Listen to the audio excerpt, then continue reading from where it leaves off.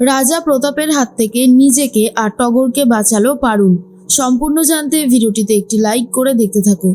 গল্পের শুরুতেই দেখা যায় রাজা প্রতাপ রীতিমতো পারুলকে আর টগরকে একসাথে বিয়ে করবে বলে ঠিক করে রেখেছে। কিন্তু পারুল জানে তাকে ঠিক কী করতে হবে। পারুল যখন এই ভিলাতে ঢুকেছিল তখন ভিলার সামনের দিকে এক রকমের গাছ দেখেছিল, আর সেই গাছের পাতা রস খেলে যে কোনো মানুষ ঘুমাতে বাধ্য, আয়ুর্বেদিক, আর এটাই পারুল হাতিয়ার হিসেবে ব্যবহার করে। পারুল রাজার দুই রানীকে আগে থেকেই শিখিয়ে দেয় যে শরবতের মধ্যে এই জিনিসটা মিশিয়ে দিতে হবে। রায়ান তখন বলে, পারুল তুই শিওর তো এটা কাজ করবে? পারুল বলে, হ্যাঁ আমি নিশ্চিত যে এটা ঠিক কাজ করবে। একটু ভরসা আর বিশ্বাস আমাদেরকে রাখতে হবে, তবেই না কাজ হবে। এর মধ্যেই রাজা হলুদ উৎসবে রীতিমতো নাচ গান শুরু করেছে। পারুল আর টগরকে হলুদ মাখাতে আসছিল রাজা প্রতাপ, আর ঠিক তখনই রায়ান বাধা দেয়। রায়ান সেই রাজাকে মারধর দিতে শুরু করে দেয়, যা দেখার পর রীতিমতো রাজার সৈন্যরা ক্ষেপে ওঠে আর রায়ানকে মারবে বলে ঠিক করে। তখনই পারুল এসে আটকে দেয়। রাজা বলে, আজকে আমি একে শেষ করে তবেই ছাড়বো। বারবার এ আমার গায়ে হাত তুলে যে জঘন্যতম অপরাধ করেছে তার শাস্তি একটাই, মৃত্যুদণ্ড। তখন এসে পারুল আটকে দেয় আর বলে, আপনি আমাকে বিয়ে করবেন তো তো সেটাই করুন না, কেন এইভাবে অন্যের গায়ে হাত তুলছেন? আজকে যদি রায়ানের কিছু হয় তাহলে কিন্তু আমি এখানে দাঁড়িয়ে নিজেকে শেষ করে দেব। আপনি কিন্তু তখন আর আমাকে বা টগরকে বিয়ে করতে পারবেন না। এরপরেই রায়ান তখন ভাবে, কিছুতেই না পারুল, আমি তোকে এই লোকটাকে বিয়ে করতে দেব না। তার জন্য যদি আমার জীবন যায় তো যাবে, কিন্তু এই ঘৃণ্যতম কাজটা হবে না। ঠিক সেই মুহূর্তেই তখনই রাজা প্রতাপ বলে, আগে বিয়েটা হয়ে যাক, তারপর এই ছেলেটার কি ক্ষতি করতে হয় সেটা আমার খুব ভালো মতন জানা আছে। অন্যদিকে দেখা যায় রুক্মিণীরা কি করবে নিজেরাই কিছু বুঝে উঠতে পারছে না। কোনো জায়গা থেকে কোনো রকমের কোনো সাহায্য আসছে না, তাই পারুলদের উদ্ধার করতে রুক্মিণীরাও এক প্রকারে ব্যর্থ। এর মধ্যেই রায়ান বলে, কি করে যে এখান থেকে দুজনকে নিয়ে যাব সেটাই মাথার মধ্যে আসছে না। ওদিকে দিদিরা তো গেলই, ওদেরও কোনো খবর নেই, আদৌ যে ওরা ঠিক আছে কিনা সেটাও কোনো খবর নেই। এর মধ্যেই পারুল দেখতে পায় একে একে সমস্ত সৈন্যরা রীতিমতো ঘুমিয়ে পড়ছে, আর এটা দেখার পরে রাজার একটু সন্দেহ বাড়তে থাকে। তাই যেখানে শরবতটা করা হচ্ছিল সেখানে গিয়ে দেখে তারই বাড়ির সামনে যে গাছটা লাগানো ছিল সেই গাছের রস মিশিয়ে দিয়েছে। তাই রাজা বুঝতে পারে এরপর তার পালা, তাকেও ঘুম পাড়িয়ে দেওয়া হবে। এরপরে জিজ্ঞেস করে, কার বুদ্ধিতে তোমরা এসব করেছো? আমি তোমাদের কাউকে ছাড়বো না, উচিত শিক্ষা দেব তোমাদের সবাইকে। বলতে না বলতেই তখনই পারুল বলে, অনেক বাড়াবাড়ি করেছো, আমি আর তোমাকে ছাড়ছি না। এরপর যখন পুরনো রানীর গায়ে হাত তুলতে যাবে রাজা প্রতাপ, তখনই এসে পারুল আটকে দেয় আর বলে, খবরদার না, এর আগে তুমি অনেক কন্যাদের গায়ে হাত তুলেছো, কন্যাদেরকে মেরেছো, কন্যা সন্তানগুলোকেও পর্যন্ত ছাড়ুনি।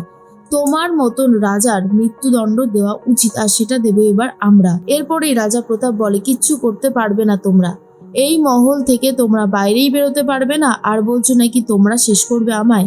সেটা কখনো হতে পারে না। এর মধ্যেই রাজা রীতিমতো অজ্ঞান হয়ে পড়ে যায়। আর তখনই পারুল বলে, কাজ হয়ে গেছে, চলুন মাইজি, এবারে আমরা এখান থেকে বেরিয়ে যাব।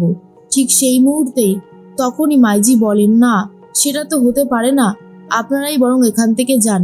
আপনার মতন সাহসী মেয়ে খুব কমই দেখেছি, আপনার মতন সাহস থাকলে হয়তো আমরা আগেই অনেক ভালো থাকতাম, কিন্তু আমাদের কপালে যা আছে আমরা সেটাকেই মেনে নিয়েছি। তাই আর এসব ভেবে সত্যি কথা কোনো লাভ নেই, যা হবার তা তো হবেই, কেউ কি আর আটকাতে পারবে? এটা সব শোনার পরে পুরোপুরি অবাক হয়ে যায় পারুল, বুঝতে পারে না কি বলবে। তখনই পারুল বলে, আচ্ছা আপনারা এরকম বলছেন কেন? মানে আপনাদের কোনো কথাই ঠিক আমি বুঝতে পারছি না। তখনই রাজার দুই রানী বলে, আসলে আমরা মহলে একা থাকি না, আমাদের মতন আরো অনেককেই বিয়ে করে আটকে রেখেছে রাজা প্রতাপ। একে একে সবাই তারাও বেরিয়ে আসে। পারুল সবাইকে দেখে অবাক হয়ে যায় আর বলে, ঠিক আছে আপনারা সবাই চলুন না, কেন এখানে পড়ে পড়ে মার খাবেন?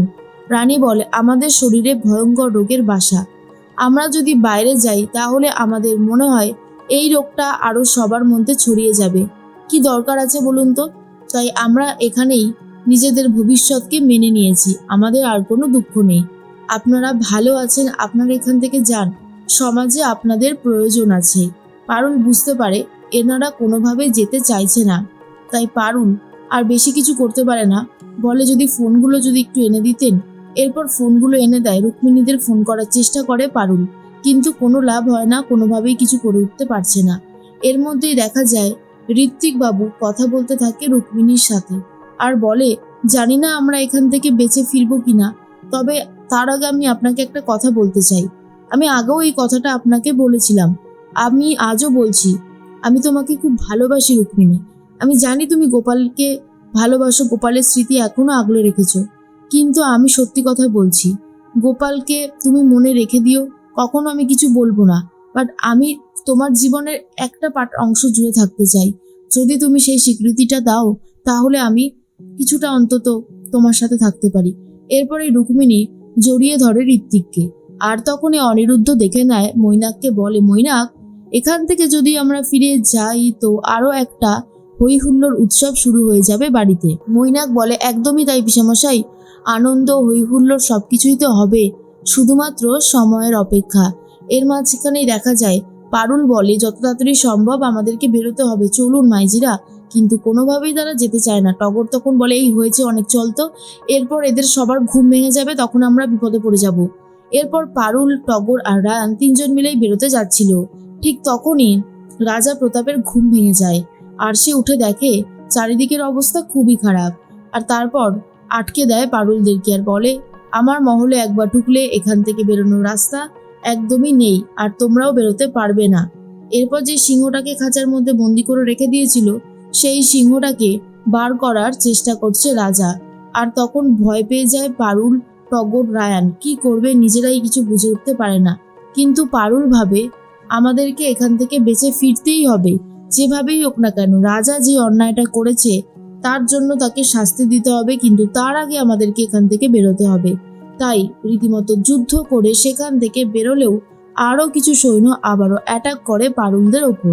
সেখানে পারুল রীতিমতো গুন্ডাদেরকে মেরে অনেকটাই আটিতে শুয়ে দেয়। তারপর একজন গুন্ডা রায়ানকে অ্যাটাক করলে পারুল তাকেও ছাড়ে না। রায়ানকে নিয়ে পারুল বলে, চল এবারে তো আমাদেরকে ফিরতে হবে। রায়ানের অনেকটাই চোট লেগে যায়।